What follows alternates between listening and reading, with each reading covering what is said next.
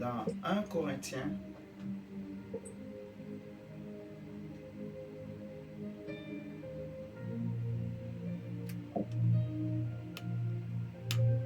D'abord, prenons Marc chapitre 9.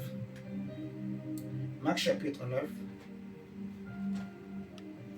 verset 42 à 47. Marc chapitre 9, verset 42 à 47. C'est sûr, on va dire surtout à partir du verset 43, mais on peut lire à partir du verset 42. Ce n'est pas grave. Il est écrit, mais si quelqu'un scandalisait un de ces petits qui croient, il vaudrait mieux pour lui qu'on lui mit au cou une grosse meule de moulin et qu'on le jetât dans la mer. Si quelqu'un scandalisait un de ces petits qui croient en moi, qui croient en moi, il vaudrait mieux pour lui qu'on lui mit au cou une grosse meule de moulin et qu'on le jetât dans la mer. Bon, ce n'est pas ce que nous voulons développer ce soir. Ce qui va nous intéresser ce soir surtout, c'est à partir du verset 43. Et il va conclure. Le Seigneur va dire comme conséquence ce qu'il a dit au verset 42. Si ta main est pour toi une occasion de chute, coupe-la. Mieux vaut pour toi entrer manchot dans la vie que d'avoir les deux mains et d'aller dans la géhenne, dans le feu qui ne s'éteint point. Si ton pied est pour toi une occasion de chute, coupe-le. Mieux vaut pour toi entrer boiteux dans la vie que d'avoir les deux pieds et d'être jeté dans la géhenne, dans le feu qui ne s'éteint point. Et si ton œil est pour toi une occasion de chute, arrache-le. Mieux vaut pour toi entrer dans le royaume de Dieu, n'ayant qu'un œil, que d'avoir deux yeux et d'être jeté dans la géhenne. Je vais nous lire la version Alfred Cohen. Alfred Cohen.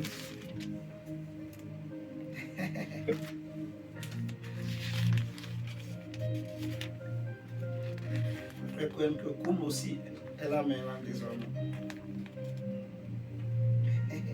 Amen. Marc chapitre 9, verset 43. Il est dit, si ta main te fait tomber dans le péché, coupe-la. Mieux vaut entrer dans la vie avec une seule main que d'aller avec les deux dans l'enfer où le feu ne s'éteint jamais. Si ton pied te fait tomber dans le péché, coupe-le. Mieux vaut entrer dans la vie avec un membre de moins que d'être jeté avec tes deux pieds en enfer. Si c'est ton œil qui te pousse au mal et qui risque de causer ta chute, arrache-le et jette-le au loin. Mieux vaut entrer borgne dans le royaume de Dieu que d'être jeté avec les deux yeux dans l'enfer. Amen. Amen. Amen. Ici, le Seigneur, après avoir mis en garde ses disciples par rapport au scandale, donc, par rapport au scandale, il va leur dire que si ta main, si ton pied ou si ton œil est une occasion de chute pour toi, autrement dit, si ta main, ton pied ou ton œil est un scandale ou crée un scandale, des scandales dans ta vie, il vaut mieux les couper, il vaut mieux les arracher et te débarrasser de cette main-là, de ce pied ou de cet œil-là, plutôt que d'être attaché à ce pied, plutôt que de t'attacher à cette main, à ce pied et à cet œil. De te dire, je vais les garder absolument et que à cause de, tu tombes dans la chute, en fait, que tu chutes, que tu tombes dans le scandale, tu tombes dans les pièges du diable. C'est très, très, très, très significatif. Ce n'est pas pour rien que le Seigneur Jésus a pris cet exemple. Parce que vous savez, l'homme, le corps de l'homme est indivisible. On ne peut pas diviser le corps de l'homme. On ne peut pas dire que le corps sans le bras est un corps. Non. Le corps, ce n'est pas seulement le pied.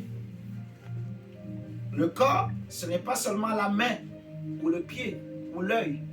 Le corps, c'est l'ensemble des membres qui forment le corps. Amen. Amen. C'est l'ensemble des membres qui forment le corps. Suivez-moi très très bien.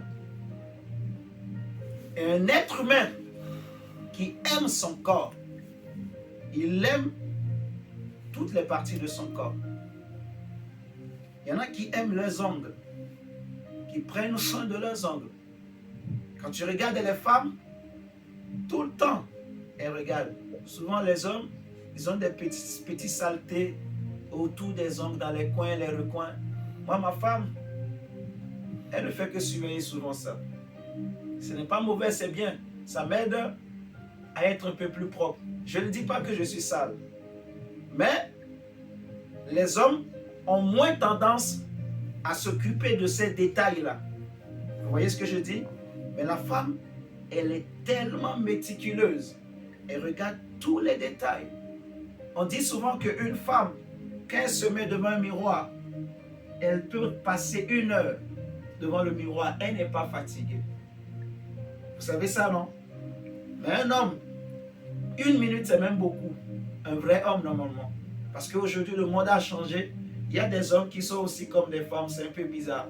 Mais bon, nous parlons d'un monde normal où un vrai homme, il ne va pas passer des heures devant un miroir. Il n'a rien. Il va regarder quoi? C'est une parenthèse. Mais tu vois, une personne, sur ces ongles-là, il y en a qui laissent l'ongle pousser. Et ça devient long. Il aime son ongle. Ou ses ongles. Il aime ses ongles. La femme met le vernis. Il y a des hommes aussi qui mettent le vernis. Amen. Amen. Il va tailler. Et c'est tellement joli. Et quand il parle, il essaie de faire souvent des mouvements comme ça pour que les gens voient. En Afrique, c'est comme une mode pour les jeunes. Les jeunes gentlemen avoir un ongle, un doigt avec un ongle un peu plus, un peu plus poussé, quoi. Je ne sais pas si c'est aphrodisiaque, je ne sais pas, en tout cas. Il y a des femmes, quand tu vois une femme, regarde ce qu'on appelle les cils, c'est ça, hein? Ou les sourcils,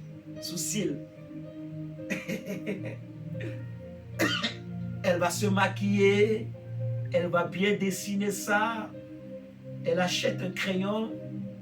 Si elle n'en a pas beaucoup, elle va ajouter avec le crayon. Amen. Amen. Parce qu'elle aime son corps, elle aime son visage, elle aime ses ongles, elle aime sa main, elle aime son pied. Elle fait tout. Il y en a, quand le pied est déformé, il peut faire une opération pour... Imagine qu'un pied est plus gros qu'un autre. Il est capable, si chirurgie le permet, de faire la chirurgie pour que les 2 pieds deviennent pareils. Vous voyez? Donc, ce n'est pas pour critiquer, mais c'est pour nous amener à comprendre quelque chose. Pourquoi le Seigneur a pris cet exemple, en fait? C'est que l'être humain est habituellement porté, en fait, entraîné à s'attacher beaucoup plus à son corps, aux membres de son corps. Il est difficile à un homme, en fait, de se séparer facilement de son doigt, ou de sa main, ou de son pied, ou de son œil, ou d'un membre de son corps en général. Amen. Amen. Amen. Si tu peux te séparer de ta main, si tu es capable de te séparer de ta main, ou de ton pied, ou de ton œil, alors le diable ne réussira pas à te faire tomber dans le péché. Le diable ne réussira pas à te faire tomber dans ses pièges. La main et le pied dont le Seigneur veut parler, c'est quoi, en fait? C'est la question qu'il faut se poser. Parce que c'est difficile à un être humain comme ça. Je prends moi-même un couteau, je coupe ma main, je le jette de côté. Est-ce que c'est vraiment ce que Jésus voulait dire? de couper son pied physiquement, de prendre un ciseau, tu te perces l'œil, tu tournes, tu enlèves, tu arraches, œil, tu m'énerves, et tu enlèves, tu le jettes, je te mets à la poubelle, je continue ma route, ma vie chrétienne sans toi. Ce n'est pas ce que Jésus voulait dire. Amen. Amen. Jésus n'est pas un monstre. C'est comme quand il a dit aux Juifs, si vous ne mangez ma chair et si vous ne buvez mon sang, vous n'aurez pas la vie. Les Juifs ont dit, mais tu es un sorcier, tu es cannibale, tu nous prends pour qui? N'est-ce pas, nous avons raison de dire que tu es un démon. Parce qu'ils ont regardé à l'apparence. Vous voyez? Jésus dit, mes paroles sont esprit et vie. Donc, Jésus prend des exemples, des choses physiques pour nous enseigner des réalités spirituelles. Amen. Si vous vous rappelez bien, ça fait peut-être longtemps où j'avais donné un enseignement sur les paraboles, le sens des paraboles. Vous voyez, on prend une image de quelque chose physique, on jette cette image, on projette cette image sur une réalité spirituelle. Et c'est maintenant donné aux hommes qui ont l'intelligence de discerner, de comprendre. Celui qui regarde à la surface, celui qui regarde en apparence, il ne verra pas le secret, le message qui est caché, le trésor qui est caché derrière cette parabole, derrière cet exemple, derrière ce message. Et c'est pareil ici, en fait. Il est difficile à un homme de se séparer de sa main, ou de son pied, ou de son œil. Ce qui m'étonne, c'est que le Seigneur n'a pas cité tous les membres du corps. Il a pris la main, le pied et l'œil. La main, le pied et l'œil. C'est très important. Pourquoi la main? Pourquoi le pied? Et pourquoi l'œil? Nous allons en parler. De quoi Jésus veut parler? Qu'est-ce qu'il veut que tu te sépares? Qu'est-ce qui est dans ta vie? Qu'est-ce qui est autour de toi qui peut être une occasion de chute?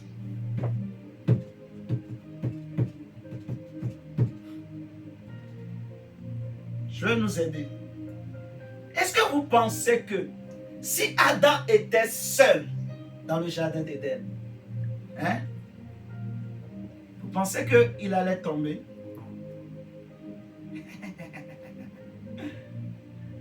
Amen. Amen. Amen. Est-ce que si Adam était seul, il allait tomber? Non. Non. Tout le temps où il était seul, le diable n'a pas réussi. Le diable n'a pas réussi à le faire tomber. Mais quand Ève est arrivée, ils étaient maintenant deux. Vous voyez? Ils étaient maintenant deux. De quoi le Seigneur veut parler? Quand il dit ta main, ton pied, ton œil. Nous allons prendre 1 Corinthiens. Prenons 1 Corinthiens.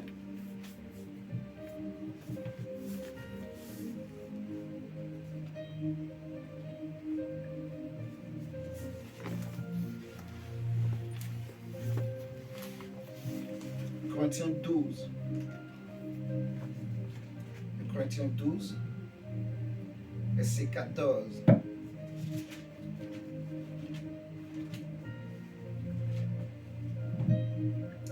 La Bible dit, ainsi le corps n'est pas un seul. Non, je vais même lire à partir du verset 12. Car comme le corps est un et a plusieurs membres, et comme tous les membres du corps, malgré leur nombre, ne forment qu'un seul corps, ainsi en est-il de Christ. Nous avons tous en effet été baptisés dans un seul esprit pour former un seul corps, soit juif, soit grec, soit esclave, soit libre.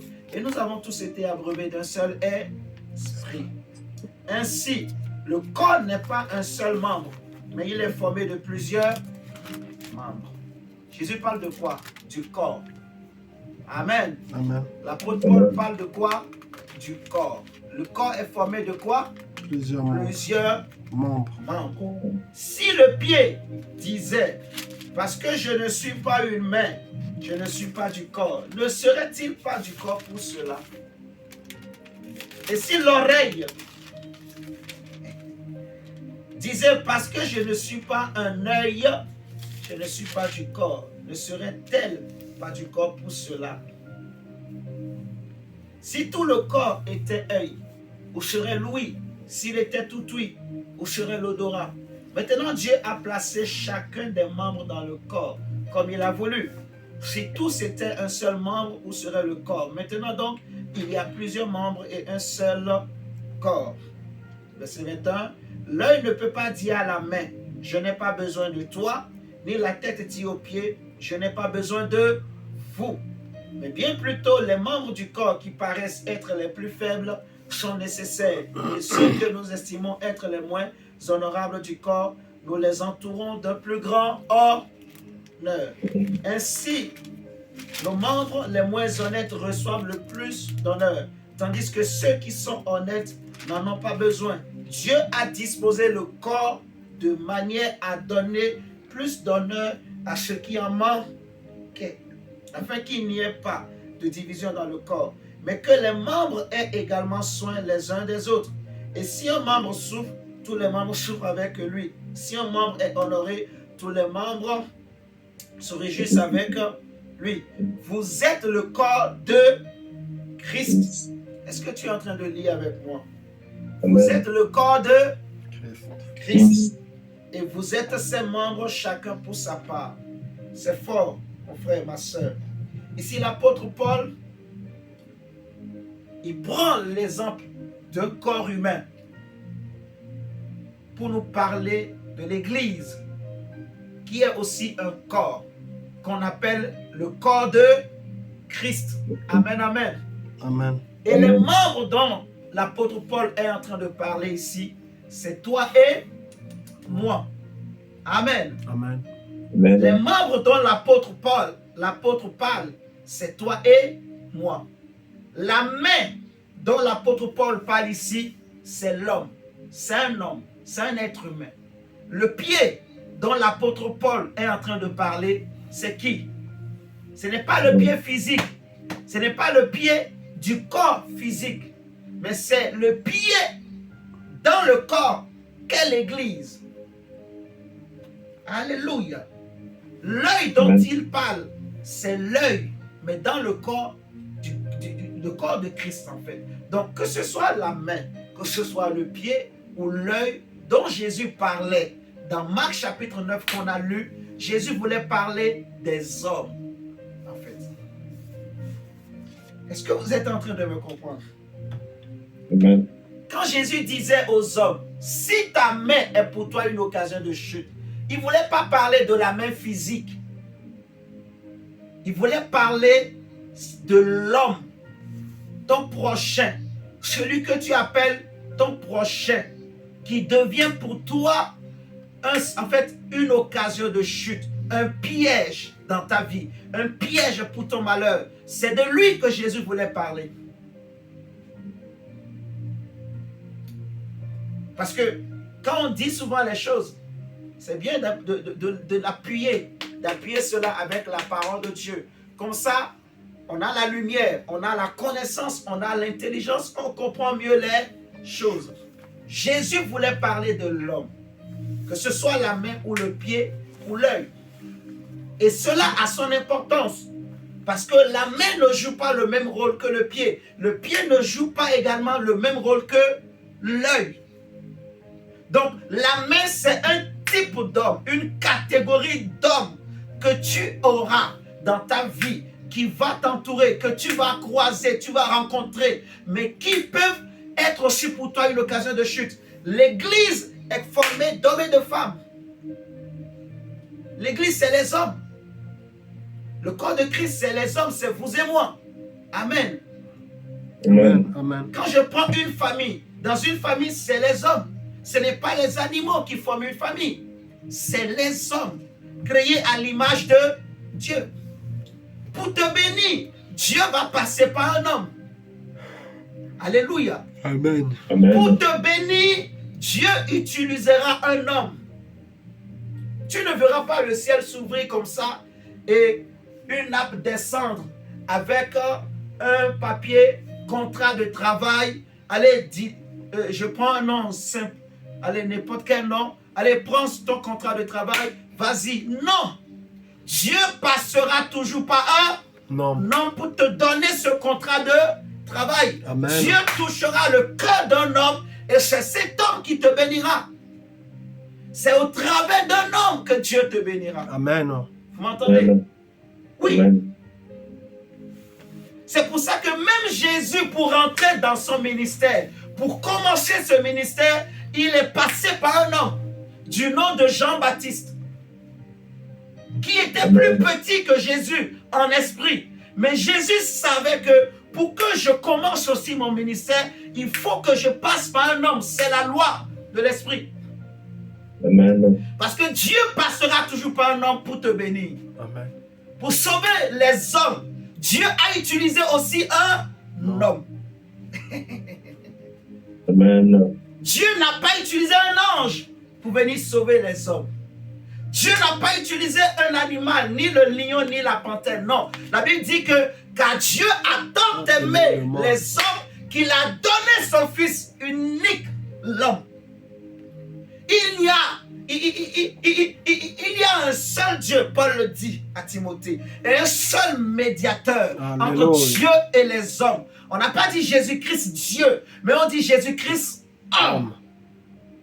Parce que c'est les hommes qui ont péché et qui sont voués à l'enfer, qui sont voués à la géhenne. La Bible dira que, le Seigneur dira que tu n'as voulu ni sacrifice ni holocauste, tu m'as formé un corps. Et je viens au Dieu pour faire ta volonté. Philippiens dira que il s'est humilié jusqu'à la mort. Il est devenu semblable au... Dans Hébreux chapitre 2, il est dit, puisque c'est les hommes qui ont péché, lui aussi, il est devenu un homme semblable aux hommes. Il a paru. Donc même Dieu, il est Dieu. Vous m'entendez ce soir? Amen. Il est le number one. Il est au-dessus de tout. Il n'a de compte à rendre à personne. S'il claque les doigts, ce qu'il veut va s'accomplir. Il dit que la lumière soit et la lumière fut. S'il dit que c'est fini pour la terre va disparaître. Alléluia. Amen. Il est celui qui dit un mot et la chose s'accomplit. Il l'ordonne et toute créature, quelle que soit la créature, quelle que soit sa taille ou sa hauteur, obéit. Il dit arrête-toi et la chose s'arrête. Il met des limites à la mer ne peut pas dépasser. Alléluia. Amen. Il est tout puissant et il est très haut. La Bible dit que même lors du déluge, l'Éternel était assis sur son trône. Il est très élevé. Alléluia. Dieu, il fait ce qu'il veut. Il n'a de compte à rendre à personne. Il a dit dans Ésaïe, j'agirai.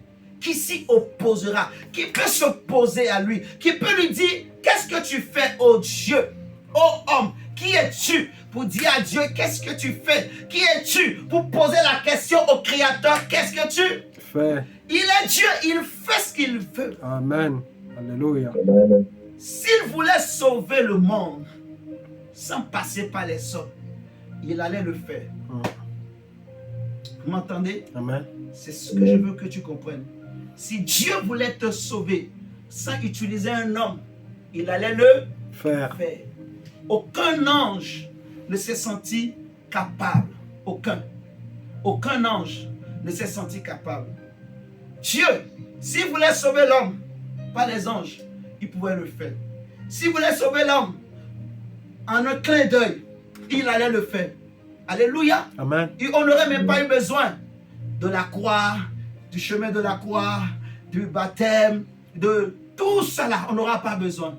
Il suffit seulement qu'ils disent, ok, je prends tous les premiers-nés de toutes les familles de la terre et c'est fini. L'affaire est clos. Le monde est terminé. Comme il a fait en Égypte, tous les premiers-nés des Égyptiens sont morts en une seule nuit. Il est Dieu. Mais, parce qu'il y a une loi spirituelle à laquelle Dieu lui-même ne veut pas dérober. Parce qu'il est juste, en fait. Il est juste. Vous voyez ce que je dis? C'est la justice de Dieu qui veut ça. C'est ça, c'est dans sa sainteté. La loi qu'il a mis en place lui-même, il ne peut pas dérober. Vous voyez ce que je dis? C'est pour cela que pour sauver l'humanité, Dieu est passé par un homme. Donc pour bénir, Dieu passera toujours par un homme. C'est un homme, c'est un homme. Un homme qui va être la porte. Un homme qui va être, je peux dire, la connexion, le point de contact qui va te donner l'accès à la bénédiction. Vous voyez ce que je suis en train de dire? C'est au travers d'un homme. Pour que tu rencontres ta femme, pour que tu rencontres ton mari de demain, ce sera toujours au travers d'un homme. Une connaissance, une relation. Suivez-moi très très bien. Mais de la même manière, le diable aussi, pour te tendre des pièges, pour te détruire, pour te nuire, il passera aussi par un homme. Ce qu'il faut que tu comprennes, mon frère, ma soeur. Le diable passera par un homme. Dieu utilisera une main pour te bénir, un pied pour te faire marcher, te faire traverser des portes, te faire franchir des murailles, te faire marcher sur les lieux élevés. Dieu utilisera un pied pour te faire, comme il dit, il rend mes pieds semblables à ceux des biches. Il utilisera un pied pour que tu marches dans la gloire. Il utilisera une main pour te bénir. Amen. Mais il utilisera aussi un œil pour te faire voir ta gloire, te faire voir ce que tu attends chercher. Alléluia. Amen. Dieu passera par une main, un pied et un œil. Mais le diable aussi utilisera une main pour t'attirer dans le malheur. Un pied pour t'introduire, te faire rentrer là où il ne faut pas rentrer. Un œil aussi pour te faire montrer ce qu'il faut. En fait, il va te faire voir des choses. Tu vas croire que c'est bon. Vous voyez? Mais en réalité, c'est la mort. La mort est dans le pot. Donc, la main dont Jésus parle, c'est l'homme. Le pied, c'est l'homme. Vous voyez? L'œil, c'est l'homme. C'est les hommes. Les hommes, ils sont utilisés pour nous bénir. Les hommes, c'est par eux également que le malheur arrive à l'homme. Vous voyez ce que je dis? Le malheur est rentré dans la famille de Caïn. Ce n'est pas un homme. Le péché est rentré dans le monde. Ce n'est pas un homme. C'est aussi pas un homme que le salut est rentré dans le monde. Vous voyez ce que je dis? Ce n'est pas un homme que tous les hommes ils payent et ils iront en enfer. Mais c'est aussi pas un seul homme que tous ceux qui ont cru seront sauvés. C'est l'homme. C'est une main, un pied, un œil. C'est une main, un pied, un œil.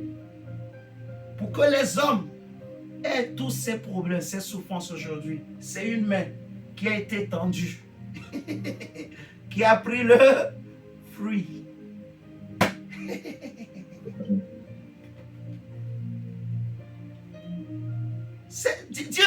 Dieu ne parle pas au hasard pour que l'homme tombe dans le péché. C'est une main qui a été levée. Vous savez ça? C'est une main. Qui a levé la main? Ève, pour cueillir. Elle a levé sa main parce qu'elle n'a pas sauté pour prendre sa bouche pour dire fruit. Ou bien le fruit n'est pas venu rentrer dans sa bouche tout seul. Non. Elle a levé sa main. Elle a pris le fruit. Mais avant aussi de lever sa main, c'est avec ses yeux qu'elle a regardé le fruit. Mais l'arbre était là-bas. Elle était loin. Comment elle a fait pour se rapprocher de l'arbre?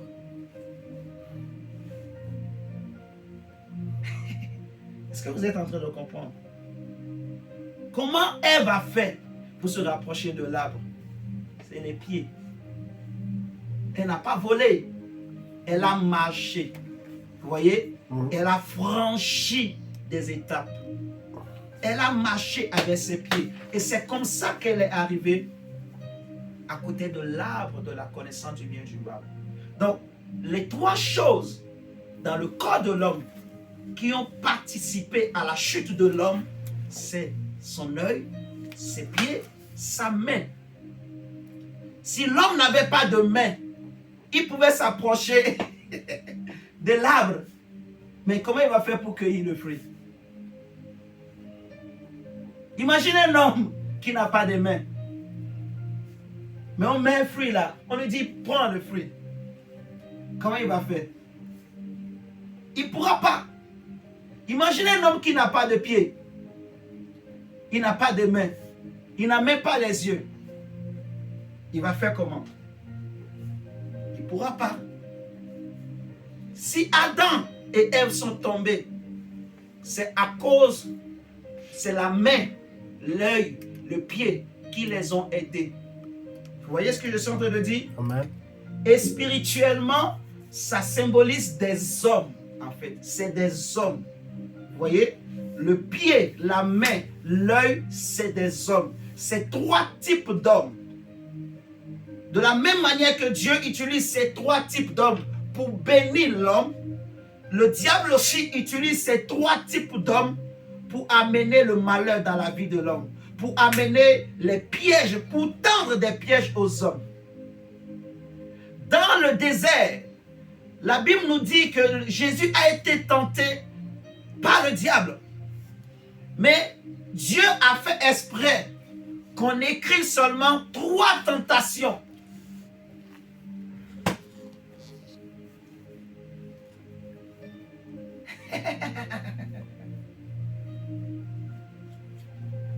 Ah, Seigneur. Est-ce qu'il faut que je continue ou pas? Amen. Ça va ou ça passe? Amen. Amen. Amen. Dans le désert, les 3 tentations de Jésus. Si tu es fils de Dieu, ordonne que ces pierres deviennent des pains. Il va l'amener sur une haute montagne. Si tu es fils de Dieu, saute, jette-toi par terre. 3e tentation. Si tu es fils de Dieu, tu vois tous ces royaumes que je vais te donner, mais à une seule condition, que tu te possèdes et que tu m'adores. L'adoration là, c'est quoi? C'est les mains. Les mains levées vers le ciel. Les mains, les pieds, l'œil. Pour sauter là, tu vas sauter avec tes pieds. Vous voyez? Sauter dans le vide. C'est fort. Parce que Dieu est en train de m'enseigner quelque chose. La Bible dira que Jésus est sorti du désert revêtu de la puissance. Il fallait qu'il passe par le désert et qu'il arrive à vaincre ces 3 choses. Tous les hommes qui comprennent ce que je suis en train de vous partager, qui arrivent à vaincre ces choses, ces 3 types d'hommes, tu vas être préservé de beaucoup de choses et tu vas voir ta vie sera remplie de puissance. Parce que l'ennemi ne pourra pas te voler quelque chose. Alléluia. Amen. Amen. La main, c'est un type d'homme. Le pied, c'est un type d'homme. L'œil, c'est un type Amen. d'homme. Alléluia. Amen. Amen. Regardez.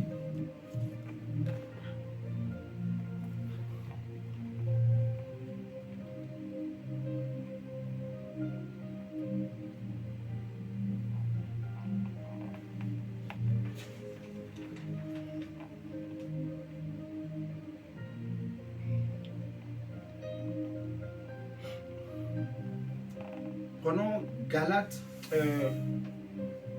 Allez, prenons 2 Jean. 2 Jean chapitre 1, verset 9 à 11.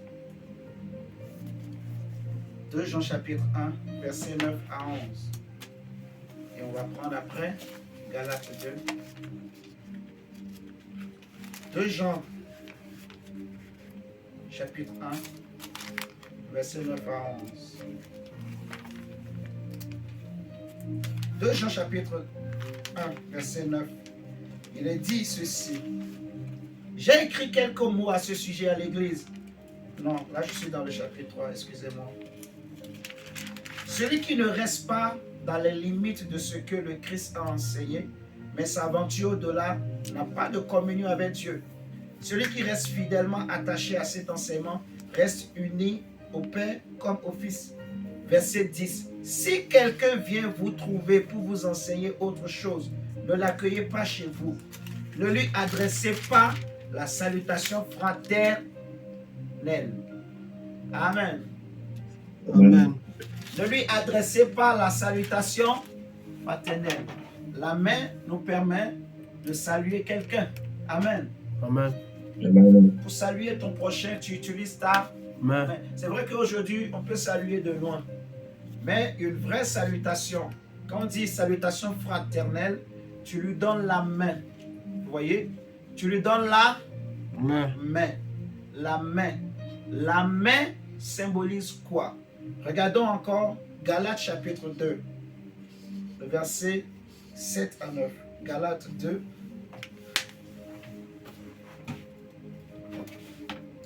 Galates 2, versets 7 et 9. La main.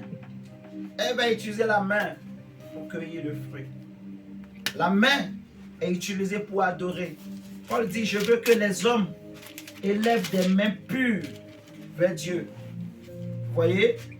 Que les hommes prient en élevant des mains pures. Est-ce que vous connaissez ça? Oh. Galates 2, versets 7 à 9. Il est dit, au contraire, ils se sont rendus compte que l'évangélisation des non-juifs m'avait été confiée au même titre que celle des juifs à Pierre. Celui qui a préparé Pierre pour un apostolat parmi les juifs m'a aussi qualifié pour un ministère parmi les non-juifs. La même force nous assiste l'un et l'autre. Donc, lorsque Jacques, Pierre et Jean, ceux qui sont considérés comme les piliers de l'Église, ont reconnu la grâce qui m'a été accordée, ils nous ont donné la main. Vous voyez? Dans cette version, Alfred Cohen, c'est écrit la main. Dans Louis II, c'est écrit la main d'association. Est-ce que c'est dans vos Bibles? Amen. Ils nous ont donné la main d'association. Ils nous ont donné la main à Barnabas et à moi en signe de parfait accord et de communion. Vous voyez? Donc, même les apôtres, pour dire je suis d'accord, pour rentrer en alliance, en communion, ils se sont donné la main. Vous voyez? La main est utilisée pour rentrer dans des associations, dans des alliances, pour rentrer en communion avec quelqu'un. Paul dira que je veux que les hommes prient en élevant des mains pures. Vous voyez? Donc, la même main est utilisée pour adorer, pour recevoir la bénédiction de Dieu. On dit que c'est le supérieur qui bénit l'inférieur. Jacob, il a prié pour les fils de Joseph, il leur a imposé la main. Je ne vais pas faire un enseignement sur l'imposition des mains, mais je veux que tu comprennes l'importance de la main en fait. La main est utilisée. Quand on lève les mains vers le ciel, c'est pour recevoir. Et c'est aussi un signe d'adoration. Amen, amen. Amen. Paul dit, je veux que les hommes prient en élevant des mains pures. Regardez. Dans 1 Timothée chapitre 2. 1 Timothée chapitre 2 verset 8.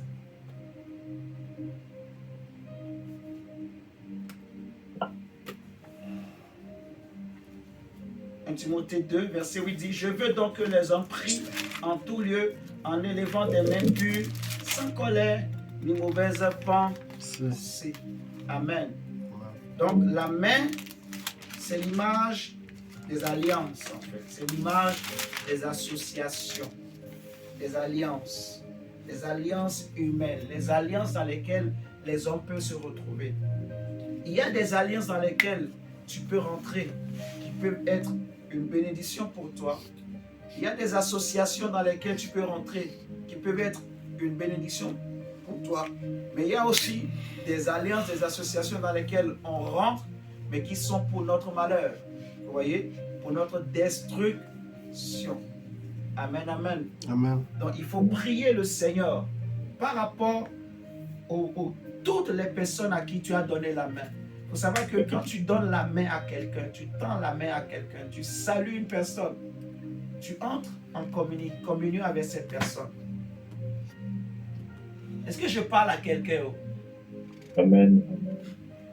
Quand tu salues quelqu'un, tu dis c'est mon ami, tu dis c'est mon copain, tu dis c'est ma copine, c'est mon frère, c'est ma soeur. Vous voyez?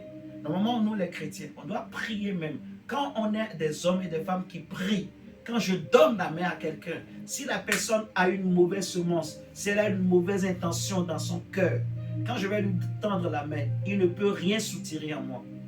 Vous voyez? Parce que la main est utilisée, même dans la sorcellerie, pour voler des grâces, pour soutirer des bénédictions. Tu vois? Des fois, vous allez voir dans le monde démoniaque de ce monde, des fois, quelqu'un te salue, il te tient la main, il remue. Ah, ça va. Ah, ça va. Il fait que remuer. Est-ce qu'il faut que je parle? Je m'arrête. Il te salue. Ton patron te salue. Ton collègue de travail, par exemple, ou quelqu'un, on t'a présenté quelqu'un, il te salue. Il te remue la main. Pardon, ma main va casser. En fait, c'est spirituel. Il est en train de faire un transfert. Vous comprenez ça? Donc, c'est comme ça que beaucoup de satanistes font pour mettre des choses dans les hommes, pour aussi voler des choses. Donc, si tu es un homme fort, puissant, en te serrant la main comme ça, si tu n'as pas le discernement, il peut baisser ta garde. Peut-être que tu étais une personne, tu évitais le péché, tout ça, mais tu peux rencontrer une personne, sa manière de te saluer va faire que tu vas oublier même que Dieu interdit l'impudicité, que Dieu interdit la pornographie.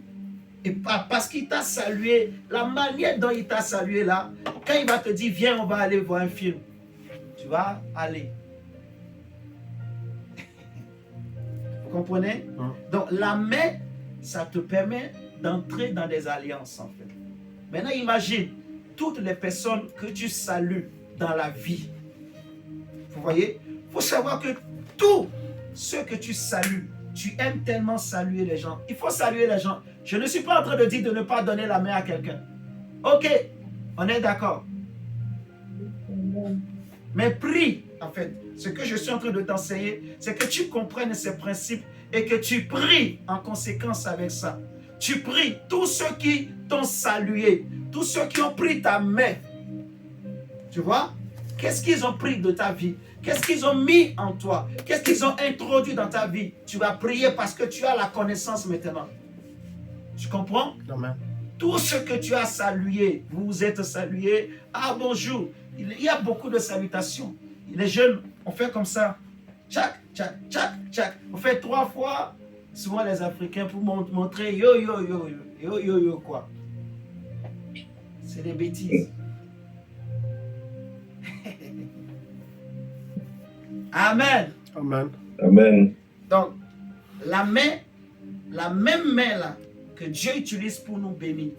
Vous voyez, quand on t'impose les mains, un homme de Dieu qui a l'onction de Dieu, quand il t'impose les mains ou quand il te salue aussi, il te communique quelque chose. Même en rigolant, il te communique ce qui est en lui.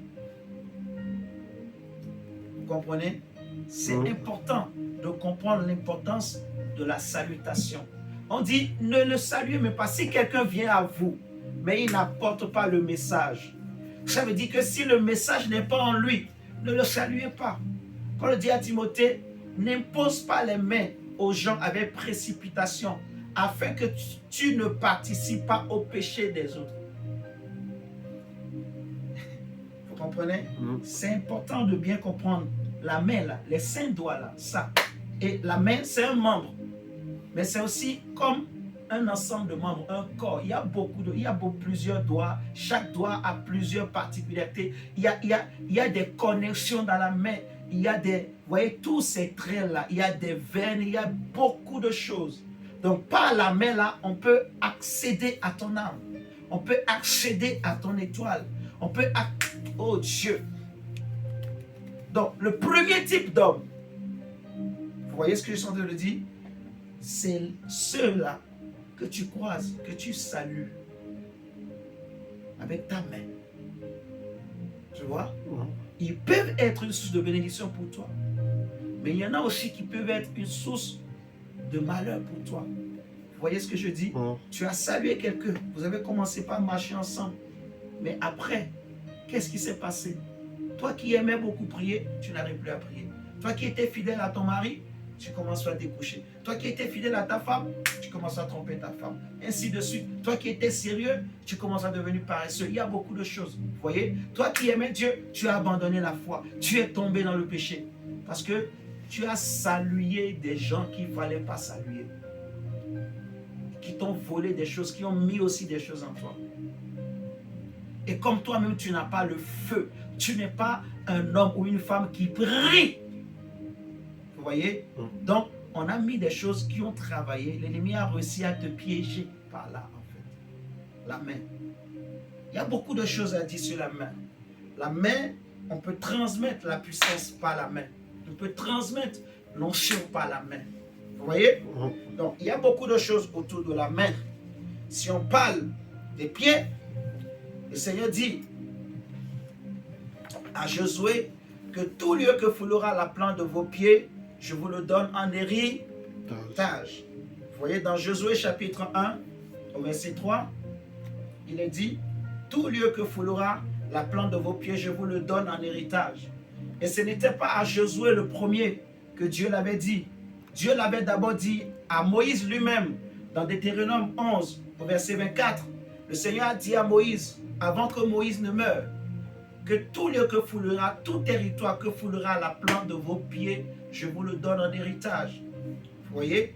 Il est dit dans les prophètes que il me fait marcher sur les lieux très élevés, il rend mes pieds semblables à ceux des biches. Donc les pieds, ça fait quoi?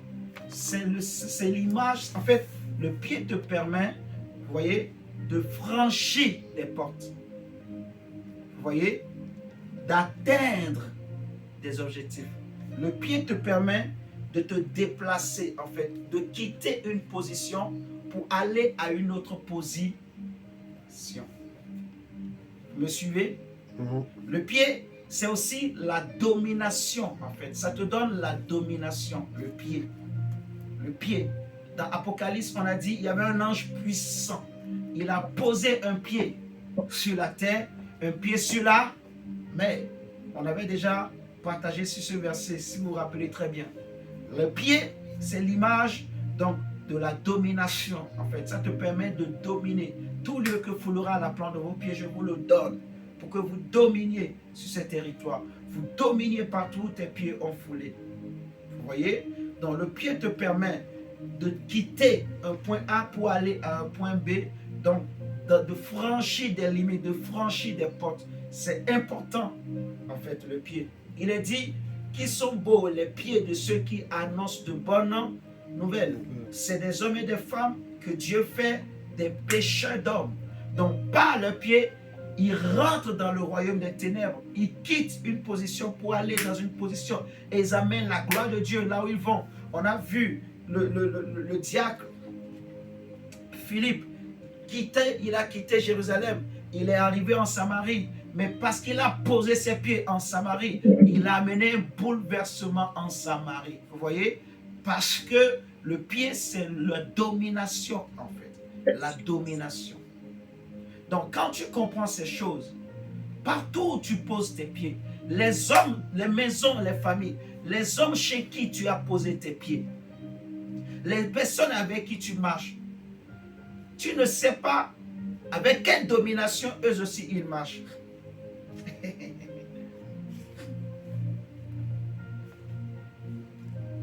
Tu marches avec une personne, mais quelle est la domination avec laquelle elle marche? Est-ce que tu sais? Tu ne sais pas. Tu rentres dans la maison, mais quelle est la domination dans cette maison? Tu ne sais pas. Vous voyez ce que je dis? C'est pour cela qu'il faut prier, en fait. Parce que tu peux rentrer quelque part. Le Seigneur dit aux disciples, quand vous allez partir évangéliser, si une maison vous accueille, que votre bénédiction reste. Mais si la maison ne vous accueille pas, votre bénédiction, votre salutation, elle repart avec vous. Oui ou non? Oui. Ça veut dire que tu peux rentrer quelque part et des choses s'attachent à tes pieds et c'est fini. Comme tu peux aussi rentrer quelque part et tu déposes la bénédiction. Vous voyez? Si quelqu'un, la domination qui est en lui, c'est la domination de Dieu. Vous voyez? Quand tu marches avec cette personne, elle va t'amener dans la gloire. Elle va te montrer le chemin. Vous voyez? Elle va te faire quitter une position de bassesse pour t'amener à une position d'élévation, de hauteur. Vous voyez? Tu étais peut-être quelqu'un qui ne priait pas beaucoup. Quand tu commences par marcher avec un homme de prière, il va aussi te communiquer cette domination-là. Vous voyez? La prière, c'est une domination, en fait. Tout est une question de domination. Et dans les familles, c'est pour ça qu'on dit qu'il y a des dominations. Comme Paul parle dans Éphésiens 6, il parle des dominations. Vous comprenez? Les territoires, il y a des dominations. Donc, il faut comprendre ces principes, prier pour ça.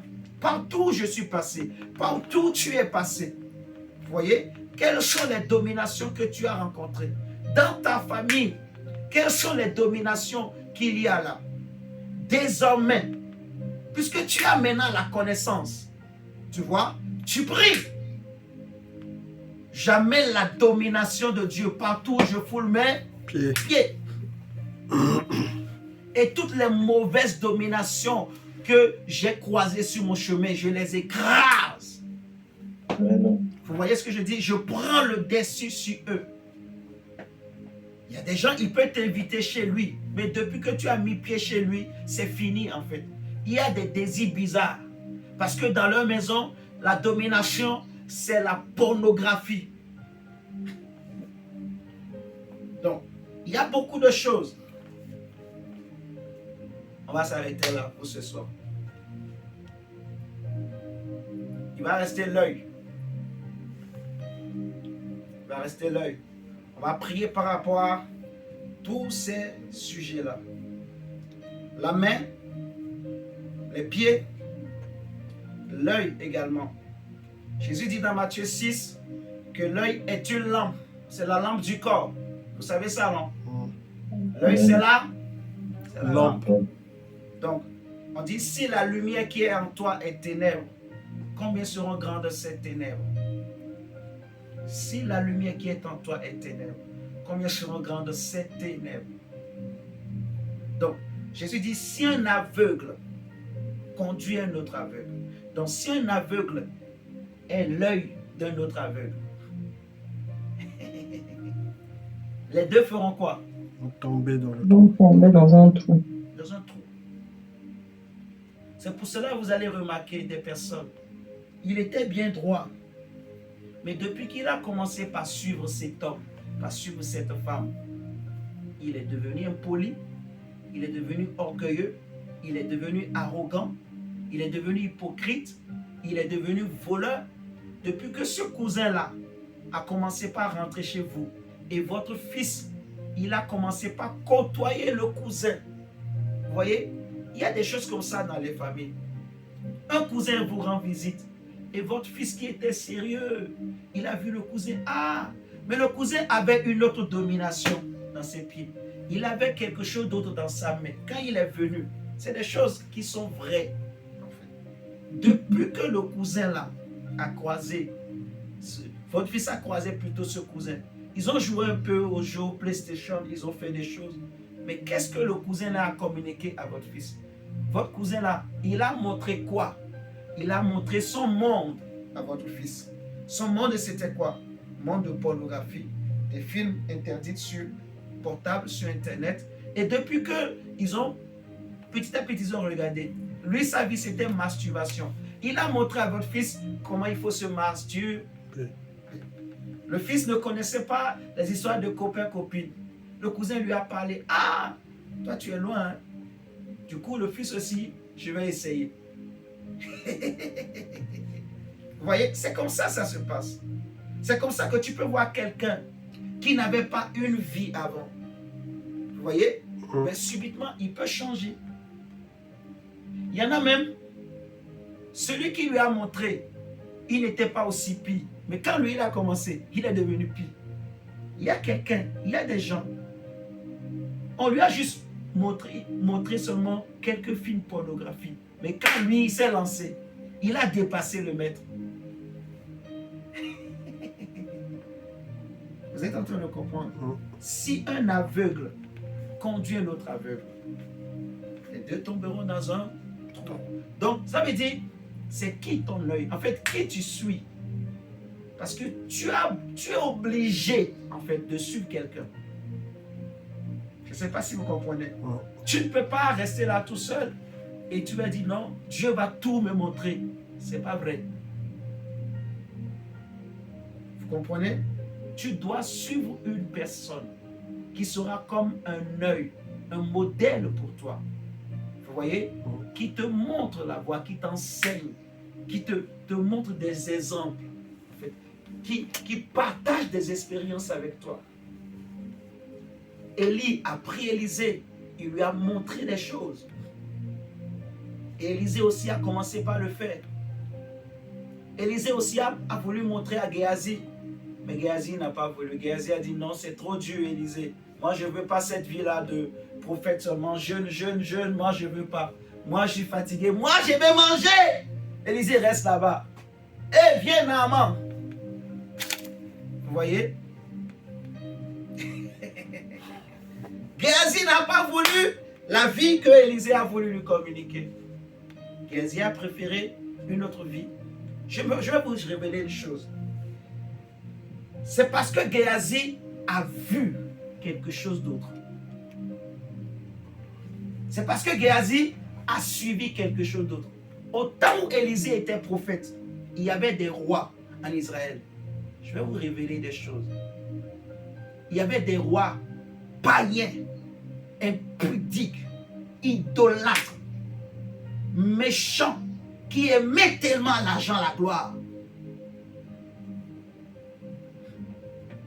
qui ont abandonné Dieu.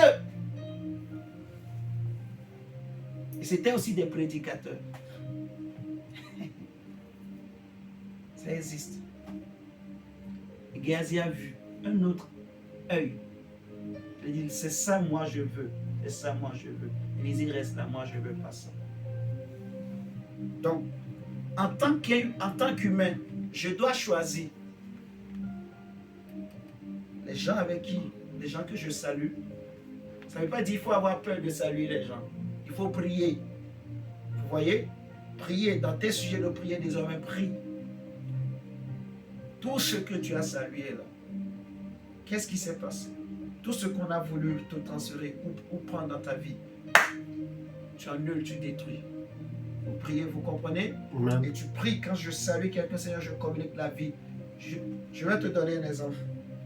Des sortes de prières que tu peux faire. Seigneur, tel que je suis arrivé ici, là, c'est comme ça que je repartirai.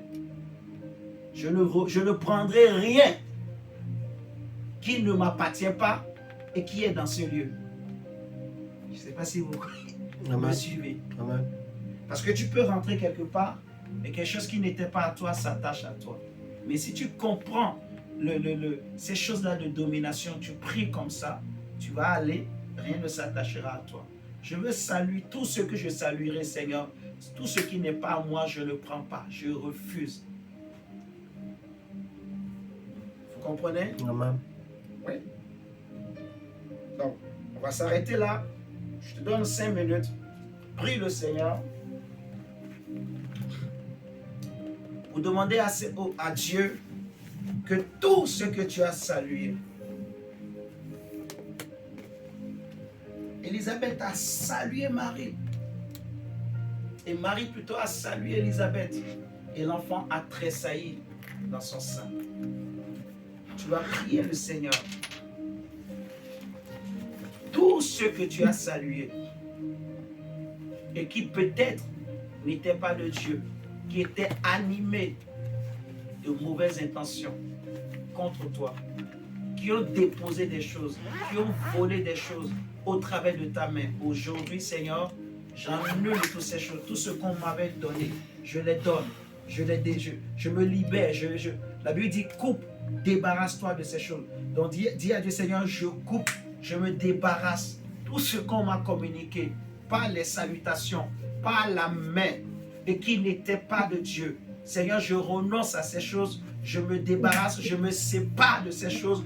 Au nom du Seigneur Jésus-Christ de Nazareth. Et tout ce qu'on m'a volé, je les récupère également. Et tout lieu que mes pieds ont foulé, tout ce que j'avais ramassé, toute domination négative, diabolique qui m'a suivi, Seigneur, je me sépare de ces choses au nom de Jésus. Élève la voix et prie le Seigneur. Élève la voix et prie. Voilà, Dieu. Toi qui es Dieu, Papa, Yahweh, toi qui es le Tout-Puissant. Merci pour ta parole, Seigneur, mon Dieu, ma voix. Oh Jésus, je prie, Seigneur, Dieu Père éternel, Seigneur. Oh Dieu, Papa, toute domination qui s'est attachée à tes pieds. Dis à Dieu, Seigneur, je Papa. renonce. Oh Ce qui n'est pas Papa, moi, je renonce à qui cela. n'était Je pas me de toi, débarrasse, je Seigneur, me débarrasse, Papa. je me débarrasse. Yahweh, Au Dieu, nom de Papa. Jésus. Je me Et débarrasse tout ce que, de Seigneur Dieu, Papa, Au nom oh de Jésus, Jésus. là, toute personne ta que j'ai eu à oh, saluer, par éternel cette de gloire. protection, Papa, Yahweh, toute je me la débarrasse, j'avais tissé, Yahweh, je éternel me Dieu. Prie également débarrasse, le Seigneur. Seigneur, Papa, Papa, on je me salue Tout ce que débarrasse, j'ai suivi, Seigneur Dieu, papa m'a volé quelque chose, ou bien m'a donné quelque chose, Seigneur Dieu. Papa, je renie cela, Seigneur de gloire. Papa, j'arrête cela, éternel Dieu. Papa, j'arrête cela, éternel de gloire. Oh Seigneur, Père Tout-Puissant, Père Tout-Puissant, éternel des armées. Seigneur Dieu, papa, je sors, éternel de gloire, papa, de là où on nous a emmenés, Seigneur Dieu, qui n'est pas de place, éternel de gloire. Je sors, éternel Dieu, ma famille sort, éternel de gloire. Dis à Dieu, Seigneur, débarrasse-moi, délivre-moi de ces trois types de personnes, de ces trois types de personnes, éternel Dieu. Que le diable utilise pour amener les pièges dans la vie des hommes. Dieu, débarrasse-moi au nom de Jésus. Dieu, délivre-moi de ces trois types d'hommes. Seigneur, délivre-moi, papa, de ces trois types d'hommes, éternel Dieu. Papa, délivre-moi, Seigneur de gloire, papa, de ces trois types de gens, papa, que le diable utilise, éternel de gloire.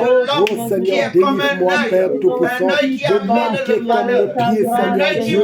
Papa, délivre-moi, Seigneur de gloire. Papa, de manquer comme la main, Seigneur. Délivre-moi, éternel Dieu. Papa, de manquer comme le l'œil, éternel Dieu. Je sors des trous où j'avais subi des hommes et ils m'ont amené. Je sors de ces trous au nom de Jésus-Christ. Je sors de tous les trous, éternel Dieu. Dis Seigneur que ma famille sorte des trous où les hommes m'ont amené. Ma vie sorte des trous. Ma bénédiction sorte des trous. Sorte des trous que des aveugles m'ont amené. Des hommes aveugles m'ont amené. Yahweh, je sors de ces trous. Je sors de ces trous. Je sors de ces trous, Père. Au nom du Seigneur Jésus. Dis Seigneur, par la puissance de l'Esprit du Dieu vivant, par la puissance du Saint-Esprit, Seigneur, je sors au nom de Jésus-Christ. Et ma famille aussi sort. Et ma bénédiction sort des trous au nom de Jésus-Christ. Nous sortons de ce trou, nous sortons d'éternel Dieu. Toute domination diabolique, satanique, toute domination familiale qui s'est attachée à mes pieds, je me débarrasse. Je coupe ces liens au nom de Jésus. Je détruis toute domination diabolique qui s'attache à mes pieds, qui s'est attachée à mes pieds, qui s'est attachée à mes pieds, qui s'est attachée à mes pieds. Oh Père, je me libère éternellement. Peut-être que tu as marché quelque part.